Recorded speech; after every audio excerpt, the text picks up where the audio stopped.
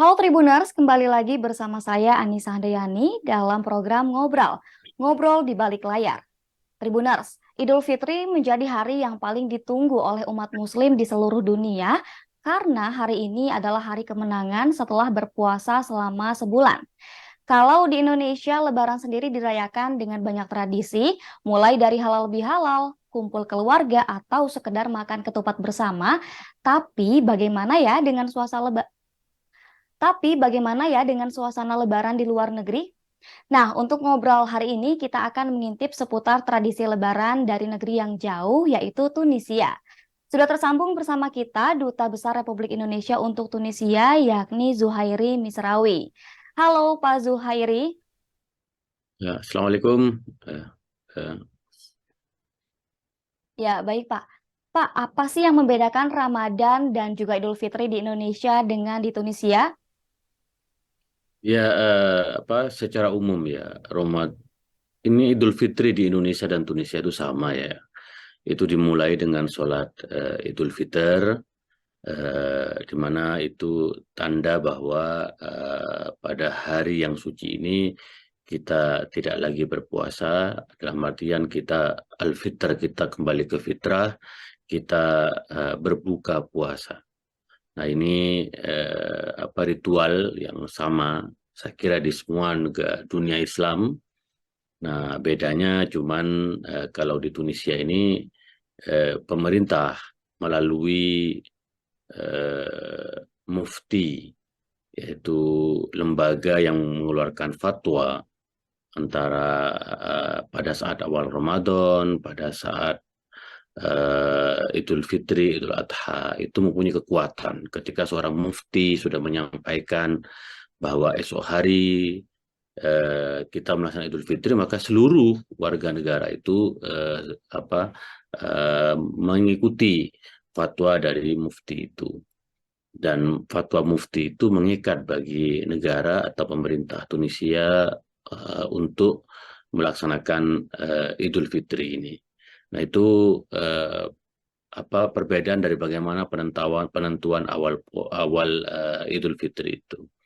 Nah, selanjutnya kemudian ya biasa silaturahim di antara keluarga, dan karena mereka juga di sini mempunyai tradisi mudik sebagaimana di Indonesia, maka mereka berkumpul bersama keluarga untuk silaturahim, dan secara umum seperti itu walaupun istilahnya tidak menggunakan halal bihalal.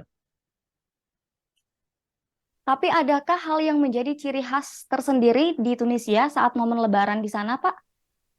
Tidak ada, ini kan hari hari di mana seluruhnya apa eh, memperingati eh, berakhirnya puasa Ramadan gitu. Jadi ya itulah, biasanya libur sama dengan kita, tidak ada hal yang mendasar gitu.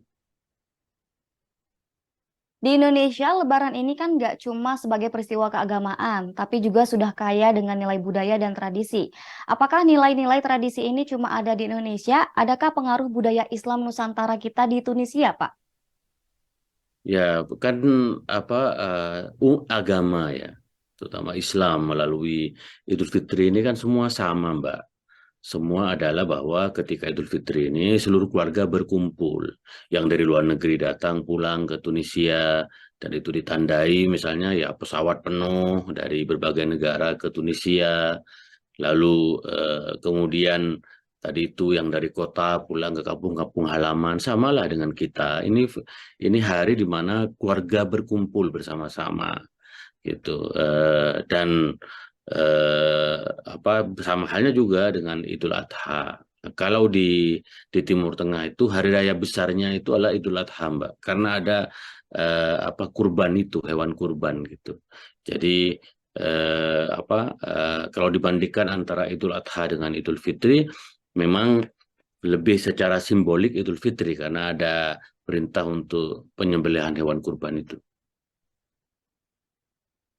Yang tadi Pak Zuhairi bilang di sana juga ada tradisi mudik juga ya, Pak. Nah, mereka tuh ketika tradisi mudik pulang kampung juga, Pak? Ya pulang kampung sama, ada yang menggunakan transportasi umum, ada yang menggunakan transportasi pribadi, mobil-mobil pribadi, yang dari luar Tunisia mereka juga datang pulang gitu ke Tunisia gitu. Jadi sama Mbak, ini forum adalah hari di mana keluarga bertemu berjumpa kembali. Baik. Sebelum Lebaran kan biasanya kita selalu ada malam takbiran. Nah, kalau malam takbirannya seperti apa di Tunisia, Pak? Ya Apakah kalau ada yang ini tidak ada berkeliling gitu, Pak? takbiran. Nggak ada takbiran. Kalau di sini memang itu membedakan, tidak ada takbiran, ya kan. Suasana di mana tidak ada lagi sholat tarawih gitu, karena besok sudah Lebaran dan kemudian setiap warga itu mempersiapkan diri untuk sholat Idul Fitri. Sholat Idul Fitri kan itu yang paling utama secara simbolik, di mana setiap warga itu sudah bahwa ini sudah masuk kepada Idul Fitri. Kalau dari segi pakaiannya sendiri gimana, Pak? Kalau di Indonesia kan Sama, laki-lakinya sama. menggunakan, Karena itu kan ada oh di sama juga. dalam tradisi Islam. Karena ini kan sudah berbuka. Itu juga biasanya keluarga, nah, seperti seminggu menjelang atau 15 hari menjelang Lebaran itu biasanya toko-toko dibuka sampai tengah malam, sampai jam 1 jam 2 untuk pakaian-pakaian baru ya, yang lebih mencolok itu adalah untuk anak-anak biasanya. Anak-anak itu mereka membeli pakaian-pakaian baru. Nah, kalau ngomongin Lebaran, makanan khas Lebaran di Tunisia itu apa, Pak? Apakah ada kue nastar sama ketupat juga? Nggak ada Mbak, itu kan tradisi Nusantara. Di sini Pak makanannya adalah kuskusi dan makanan Hmm. kue-kue manisan ya. Namanya kuskusi, itu khas dari Tunisia. Biasanya keluarga itu bergembira kalau mereka memasak yang namanya kuskusi ini. Lebih ke makanan ringan ya, Pak? Makanan dari gandum, Mbak. Oh, Makanan dari gandum gandum itu ya. makanan keluarga lah. Semuanya makanan keluarga, makanan besar. Dan setiap daerah itu mempunyai, ada makanan gandum, ada yang membedakan lauknya. Ada yang lauknya kambing muda, sapi, ada yang lauknya ayam, ada yang lauknya ikan gitu. Jadi namanya kuskusi, lauknya yang berbeda, membedakan antara satu wilayah dengan wilayah yang lain. Kemudian ada kue-kue manisan, kue-kue manis gitu yang itu biasa dimakan oleh warga Tunisia. Tapi intinya sih bukan makanan, intinya adalah semua seluruh keluarga itu berkumpul, dari mereka yang tinggal di kota, mereka yang tinggal di luar negeri, mereka pulang bertemu sanak keluarga yang dalam bahasa kita halal bihalal itu. Nah, kalau tempat berkumpulnya sendiri di mana tuh, Pak? Apakah di Di rumah orang rumah, di tuanya? rumah mereka. Mereka di rumah, jadi di rumah-rumah orang tua, di kampung-kampung halaman lah sama dengan kita. Nah, kalau di sini kan ada tradisi salam tempel di setiap momen hari raya. Apakah di Tunisia juga ada, Pak? Tidak ada, Mbak. Ya. Itu lebih kepada perjumpaan saja. Perjumpaan-perjumpaan di antara keluarga yang setelah lama tidak bertemu. Ya, apa itu kan forum perjumpaan ya setahun sekali lah, sama dengan kita gitu. Kalau pas hari raya, kantor kedutaan buka open house kah untuk warga Muslim di Indonesia? Ya kami memang ini tradisi setiap tahun bahwa di Wisma Duta Besar, di tempat tinggal Duta Besar, kami melaksanakan sholat Idul Fitri dan setelah itu ramah tamah dengan seluruh warga negara Indonesia. Biasanya ketika Idul Fitri, ini peristiwa Idul Fitri atau Idul Adha, itu jumlah WNI yang datang lebih besar ya. Maka kami pada tahun ini menyiapkan jemputan 3 bus ya. Karena tahun lalu kami tidak ada open house, tidak ada silaturahmi ramah tamah WNI dan sholat Id bersama karena masih dalam suasana COVID. Maka tahun ini insya Allah kami siapkan 3 bus untuk para WNI kita sholat Idul Fitri di Wisma Duta Besar. Dan ya insya Allah suasananya sangat Indonesia. Kami menyediakan makanan-makanan khas Indonesia, ketupat, sate, rendang,